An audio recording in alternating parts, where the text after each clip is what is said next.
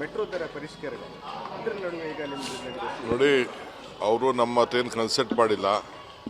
ಅವರಿಗೆ ಅಥಾರಿಟಿ ಇದೆ. Central government secretary is the chairman.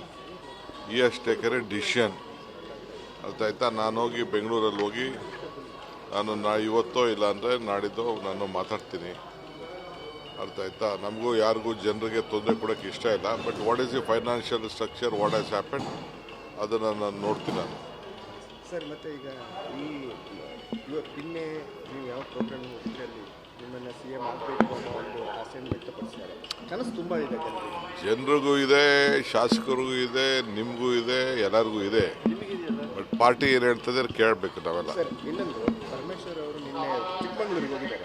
ಅಲ್ಲಿ ಅವರು CM ಆಗಬೇಕು ಅಂತ ದಲಿತ ಸಂಘಟನೆಗಳು ತಪ್ಪೇನಿದೆ? ಅವರವ್ರ ಅಭಿಮಾನಿಗಳು ಅವ್ರು ಆಸೆ ಪಡ್ತಾರೆ. ಅದಕ್ಕೆಲ್ಲ ನಾನು ಬೇಡ ಅಂತ ಹೇಳೋಕ್ಕಾಗಲ್ಲ. ನಿರೀಕ್ಷೆ ಮಾಡಬಹುದು ಜನ. ಏನು ಹೇಳಿ?